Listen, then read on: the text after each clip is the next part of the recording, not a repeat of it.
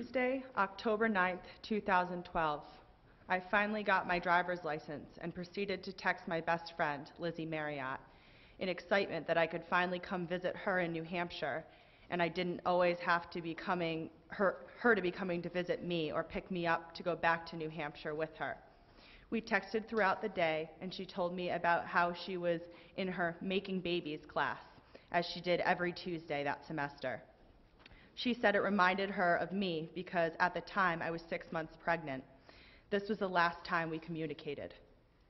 A couple days later, I was at my aunt's house in Westford, Mass, helping her pack up to move, also in hopes that maybe Lizzie would be free so I could come visit her, since Westford was about halfway there from where I attended college.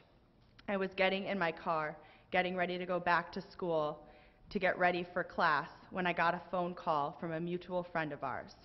It struck me as odd because we would talk when we ran into each other, but never really via phone. He asked me if I had seen or heard from Lizzie recently because she was missing. My heart instantly stopped and I began to ask more questions, trying to find out how serious the situation really was. Lizzie was not the type of girl to go somewhere without leaving a note or telling her mom or someone. I knew Lizzie's girlfriend, Brittany, but I didn't have her phone number.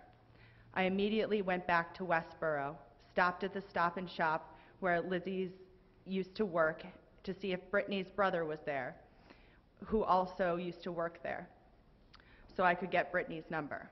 He wasn't. So I went to Brittany's apartment where I had been before with Lizzie. I met up with one of her roommates, Brandy, in the parking lot, where she confirmed that neither her nor Brittany had seen or heard from Lizzie. It started to sink in even more that Lizzie was really missing. I hung around a little bit trying to figure out if there was anything else I could do to help. Eventually, I started to head home.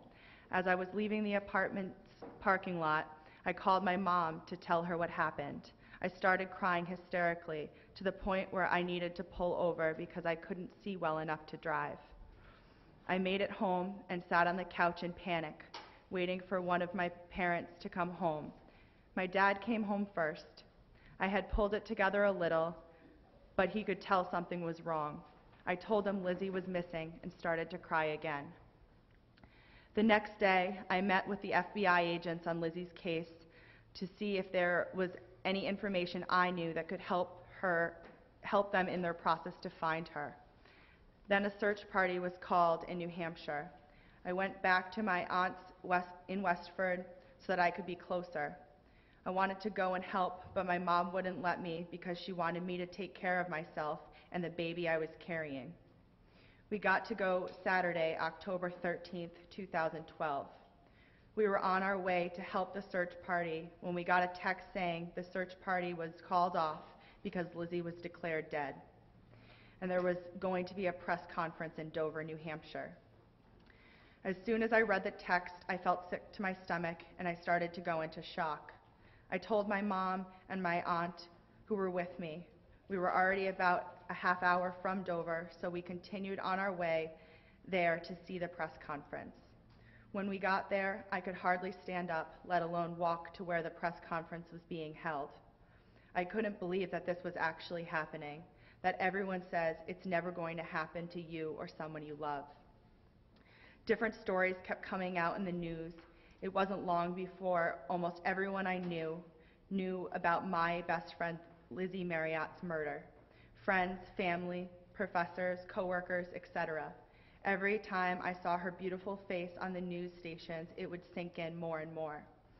Because of the horrific way in which Seth Mazzaglia murdered Lizzie, it was constantly on TV and radio, and has remained so this past 2 long, agonizing years.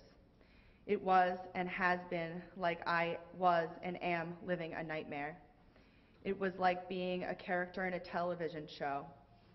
It was like there was no way it could actually be real and happening to me. I wanted to wake up and have none of this ever happen. I wanted Lizzie to be alive. I want her back. At the time, I was going to college 40 minutes from Westboro and was living on campus.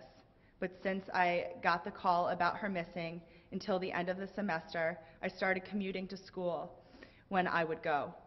I would sleep on my parents' bedroom floor on pillows. I was 6 months pregnant, and I slept on something no more than 3 inches off the hardwood floor in my parents' bedroom. Because 1, I didn't want to be alone, and 2, I no longer felt safe anywhere nor trusted anyone, especially on campus. The fact that someone who Lizzie knew could do such horrific things to her made me fear, what if somebody could do the same or similar to me? Not only was I fearing for myself, but for my unborn daughter. Losing your best friend, especially in such an unfair, heinous, despicable way, and at such a young age, is something no one should ever have to go through. And that alone made this unbearable. But on top of that, I needed to make sure that that grief I was feeling, and to this day still do, did not cause me to have a miscarriage. The overwhelming sadness, stress, and fear were almost too much to bear, and then having to minimize that to take care of my baby made everyday life basically impossible. Every morning, I wake up with my beautiful daughter, and from the second she looks into my eyes, there is not a moment that I don't think about who he took away from me, my baby, and everyone else in this world. Lizzie was going to be her godmother. Now all she gets is Lizzie's name as her middle name. Not one day goes by where I don't go to my phone and want to call or text Lizzie before the harsh reality sets in that she is no longer alive. Every day there's at least one instance where something funny happens and I want to tell Lizzie, or to tell her I saw something out shopping that she would absolutely love, or to see how she's doing, or to talk about everyday life, or just be goofy and have a conversation that doesn't make sense to anyone else but us, like we used to do. Our birthdays are 2 days apart in the beginning of June. We used to have so much fun celebrating them together. This year I turned 21, and she should have too. We should have gone out dancing or something. Instead, some of our mutual friends and I went out to dinner in memorial of Lizzie. I used to look forward to my birthday, and now I dread it because it makes me even sadder than I am on a regular basis. Seth Mazzaglia, you took advantage of Lizzie's kind-heartedness and lured her into his twisted life. He took the best young woman I've ever met. She was undoubtedly the sweetest, friendliest person in our high school. She volunteered at the aquarium, not only to do something she loved, but she also was educating everyone she came into contact with. She was so smart and was doing great in college, just starting at UNH. By the way, it was her first choice dream college. Lizzie was preparing for a life of marine biology, a life that she can no longer have because Seth Mazzaglia took it away from her. Lizzie was going to be my daughter's godmother. They would have loved each other so much and had so much fun together. It absolutely breaks my heart that my daughter will never be able to meet her. Someday, Lizzie could have even had a family and children of her own. She would have been the best mom. Seth Mazzaglia, you took away the most incredible young woman on this earth, my best friend and young woman, who you would have been the greatest aunt to my daughter and godmother. Seth Mazzaglia committed a cowardly and horrific crime towards an amazing young woman.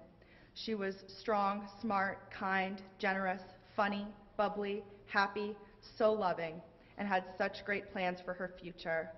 When my daughter becomes old enough to start asking about where her Aunt Lizzie is and what happened to her, how am I supposed to tell her that monsters really do exist?